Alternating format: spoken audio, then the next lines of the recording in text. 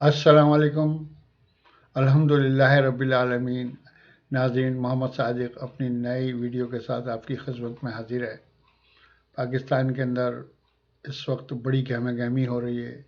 एक तो रमज़ान है, एक स्मार्ट लॉकडाउन है, एक मुकम्मल लॉकडाउन की कैफियत है। सिंध में मुख्तलिफ़ किस्म की आराज़ चल रही हैं, बड़ी तूफ़ान अंगेज़ तकरीरें हो रही हैं और अरबों रुपए हड़प करने की सिंध की गवर्नमेंट प्लानिंग कर रही है कि हॉस्पिटल को वो दे रही है कॉन्ट्रैक्ट के पर मरीज़ आप 65,000 और अगर जो क्रिटिकल कंडीशन में चला जाए तो 1,20,000 के करीब आप डेली चार्ज करें। ये स्मार्ट करप्शन है जो सिंध हुकूमत ने इंट्रोड्यूस कराई है पाकिस्तान के अंदर अब कि वो मरीज़ों के ऊपर भी ये भत्ता हासिल करेंगे हॉस्पिटलों से। हॉस्पिटल उनके अपने दोस्तों के और यारों के होंगे, जिनमें डॉक्टर आसिम सबसे अव्वल हैं, सबसे अहम हैं। उनके 2-3 हॉस्पिटल हैं, उनको ये ठेके दे देंगे, वहाँ अरबों रुपए ये शो करेंगे हाई कोर्ट और सुप्रीम कोर्ट को दिखाने के लिए और अदालतों में कि हमने ये मरीज़ों पर खर्च किए, और सब उनकी जेबों में जाएंगे। इन लोगों को ये एहसास नहीं है कि सिंध में जो कुत्ते के काटने से बच्चे मर रहे हैं, जो हेपेटाइटिस है, गंदा पानी पीने से जो लोग बीमार हो रहे हैं, उनके ऊपर तवज्जो दें, बल्कि ये कोरोना के ऊपर सियासत खेल रहे हैं। शहबाज शरीफ की सियासत भी इसी बात की मुंतज़िर रहती है कि कोई इशू निकले गवर्नमेंट का और उसके ऊपर क्रिटिसाइज़ करें।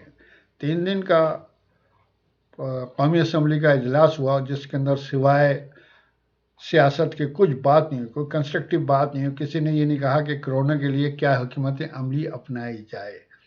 अब कोरोना जो है ये एक किसी इंसान की पैदा करता बीमारी थोड़ी है, ये किसी ने वायरस थोड़ी छोड़ा है, तो अल्लाह ताला की तरफ से अजाब नाजिल हुआ है जिसका लोगों को एहसास ही नहीं है।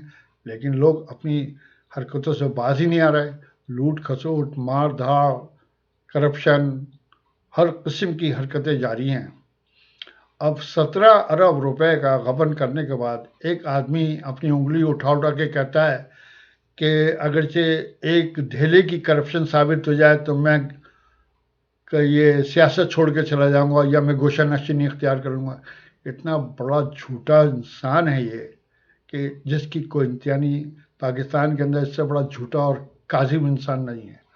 पुराने ज़माने में जो लोग झूठ बोलते थे तो उनकी तबीयतें ख़राब हो जाती थी, बुखार आ जाता था या उनको कोई पनिशमेंट होती थी कुदरती तौर पे।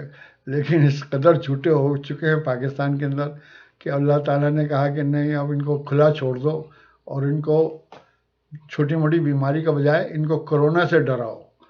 तो अब वो लॉक डाउन करके क्वारंटीन के अंदर बैठा हुआ है शहबाज शरीफ, और वहाँ से अपनी बातें कर रहा है। उनकी चहेती मरियम औरंगज़ेब वो अपने बयान दे रही हैं, इधर से कुछ उधर से कुछ, एक अजीब गहमा गहमी है और तूफ़ान बदतमीज़ी मचा हुआ है। अब आखिर में जब ये इनका रेफरेंस जाएगा कोर्ट के अंदर तो वहाँ ये होगा कि जनाब इन्होंने तो ये किया ही नहीं। 17 अरब क्या 50 अरब भी हों, लेकिन इन्होंने तो 50-60 लाख अपने अकाउंट में ट्रांसफ़र कराए थे, जो इन्होंने भूल चूक से ऐसा किया है। वरना तो ये कहीं साइन ही नहीं करते थे चेकों के ऊपर। कोई भी रकम हासिल करते थे उनके ऊपर साइन ही नहीं होते थे।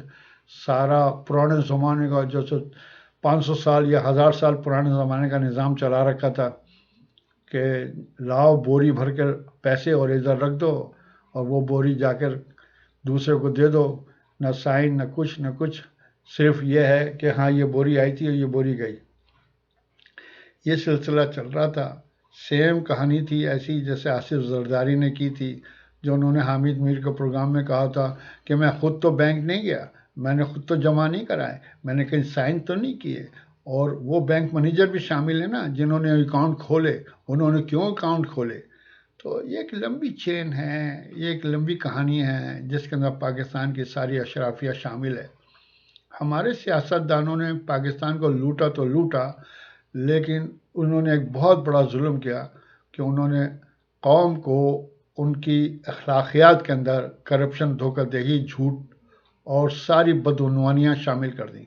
اس لیے موجودہ دور کا جو نوجوان ہے اس میں 70% جو ہے نا لوگ، وہ ہر چیز کو جائز سمجھتے ہیں، ہر چیز کو جائز سمجھتے ہیں کہ کسی بھی صورت سے پیسہ کمایا جائے جائز ہے۔ اور پاکستان کے اندر ایک اور کہانی یہ ہوئی کہ ہماری کورٹوں کے اندر اتنی اسپیڈ نہیں ہے، یہ اتنی جرت نہیں ہے، یہ اتنی ان میں اخلاقی قدریں نہیں ہیں کہ وہ صحیح فیصلے دے سکیں۔ انہوں نے فیصلے بھی ایسے دیے گول مول کہ ادھر کا سر ادھر کا بازو ادھر کا پیر ملا کے فیصلہ دے دیا۔ خاص طور پہ افتخار چودھری نے، اس نے کوئی بھی کلیئر فیصلہ نہیں دیا، اتنا ڈرامے باز آدمی تھا۔ اس کے بعد جو جج آئے وہ بھی ڈرے ڈرے سہمے سہمے رہے۔ تو یہ کہانی چل رہی ہے۔ اب پاکستان میں ایک اور کہانی ہے کہ لوگ کہتے ہیں نیب نیب نیب کے اندر جو کچھ برائی ہے یا اچھائی ہے وہ یہ ہے کہ جس کو نیب پکڑتی ہے وہ آدمی اپنے طور پر ایک بہت بڑے وکیل کو ہائر کرتا ہے، کیونکہ اس نے اربوں روپے کا غبن کیا ہوا ہے، تو 10 کروڑ روپے دے کر ایک وکیل کو ہائر کرتا ہے اور وکیل اس کا کیس لڑتا ہے۔ دوسری طرف سے پراسیکیوٹر جو ہوتا ہے، سرکاری وکیل، وہ بیچارہ اللہ کی میاں کی گائیں، وہ 1 لاکھ روپے مہینے پہ کام کر رہا ہوتا ہے، یا 2 لاکھ یا 5 لاکھ کے اوپر، کہاں 5 لاکھ کہاں 10 کروڑ، وہ اس کا مقابلہ نہیں کر پاتا، نہ اس کو اتنی توجہ دیتا ہے کیس کے اوپر، اور عدالت میں جاتا ہے، کھڑا ہو جاتا ہے۔ میں ایک اپنے ذاتی مشاہدے کے تحت بتا رہا ہوں کہ پراسیکیوشن جو ہے پاکستان میں انتہائی ناقص اور انتہائی ڈم ہے۔ جو بھی انتہائی ناکام وکیل ہوتا ہے وہ پراسیکیوٹر بن جاتا ہے، جبکہ یورپ میں اور امریکہ کے اندر پراسیکیوشن جو ہوتی ہے نا انتہائی ایکٹیو ہوتی ہے، انتہائی ایڈوانس ہوتی ہے۔ پراسیکیوشن کا جو وکیل ہوتا ہے، پراسیکیوٹر جو ہوتا ہے، وہ اتنا فاسٹ ہوتا ہے کہ وہ چاہتا ہے کہ ہر صورت میں وہ کیس ون کرے، کیونکہ اس بیس کے اوپر اس کی جو ہے نا ترقی ہوتی ہے۔ اور موجودہ جو سسٹم ہے یورپ کا اور امریکہ کا، اس میں زیادہ تر جو جج لگتے ہیں وہ پراسیکیوشن کی طرف سے آئے ہوئے وکیل ہوتے ہیں۔ اب پاکستان میں یہ ڈرامے بازی ہے کہ جو بھی وکیل جج بنتا ہے وہ سب رائٹ ونگ کے اور لوٹ مار کرنے والوں کے جو کارندے ہوتے ہیں ان کو جج بنا دیتے ہیں۔ جیسے نواز شریف نے، اب ایک نئے وکیل آئے ہیں عطا تارڑ، لمبی سی داڑھی ہے اور اس قدر جھوٹ بولتا ہے رمضانوں میں روزے رکھ کر، یا مجھے نہیں پتا روزہ رکھتا ہے یا نہیں رکھتا، اس کا ذاتی فعل ہے، لیکن جھوٹ اس قدر بولتا ہے کہ جس کی کوئی انتہا نہیں۔ ان کے دادا بھی ایسے تھے، رفیق تارڑ، جو صدر پاکستان رہے ہیں۔ تو پاکستان میں جب ایسے ایسے کریکٹر ہیں، ایسے ایسے پولیٹیشین ہیں جنہوں نے قوم کی کردار سازی نہیں کی، قوم کو لوٹا بھی، اس کا فنڈ کا غبن بھی کیا، اور اس کی اخلاقی قدروں کو بھی تباہ و برباد کیا، تو کیا کہہ سکتے ہیں؟ اب خدا کر کے پی ٹی آئی کی گورنمنٹ آئی ہے جو وہ بگڑے ہوئے نظام کو سدھارنے کی پوری کوشش کر رہی ہے۔ لیکن ایک بات بڑی اہم ہے قوموں کی زندگی کے اندر، قوم ایک دن میں نہ بگڑتی ہے نہ ایک دن میں بنتی ہے۔ قوم کو بننے میں بھی سالوں سال چاہیے ہوتے ہیں، قوم کو بگڑنے میں بھی سالوں سال چاہیے ہوتے ہیں۔ جو ہماری قوم بگڑی یہ 30 سال میں بگڑی، اور جب ہماری قوم بنے گی تو کم سے کم 5 سال تو لگیں گے۔ تو ٹیک ٹائم، یہ وقت پہ ڈیپینڈ کرتا ہے۔ انسان کو چاہیے کہ اپنے اوپر کنٹرول کرے اور پیوستہ رہے شجر سے، امیدیں باہر رکھ، تو بددل نہیں ہونا چاہیے، امید کے اوپر دنیا قائم ہے۔ انشاءاللہ وہ وقت دور نہیں جب پاکستان ایک لیڈنگ رول ادا کرے گا پورے ورلڈ میں، پوری دنیا میں، اور مسلمان ملکوں کا لیڈر تو ہے لیکن حقیقی معنوں میں لیڈر بنے گا، اور بتائے گا کہ مسلمان کی اہمیت کیا ہے اور ان کی قوت اور جذبہ ایمانی کس حد تک زندہ اور جاوید ہے۔ انشاءاللہ یہ وقت آئے گا، تو فوری نہیں ہونا۔ اور عید کی آمد ہے، میری طرف سے اور میرے چینل کی طرف سے آپ کو سب کو عید مبارک ہو پیشگی۔ انشاءاللہ پھر ملاقات ہوگی۔ اپنا خیال رکھیے. کورونا سے خوفزدہ ہونے کی ضرورت نہیں ہے.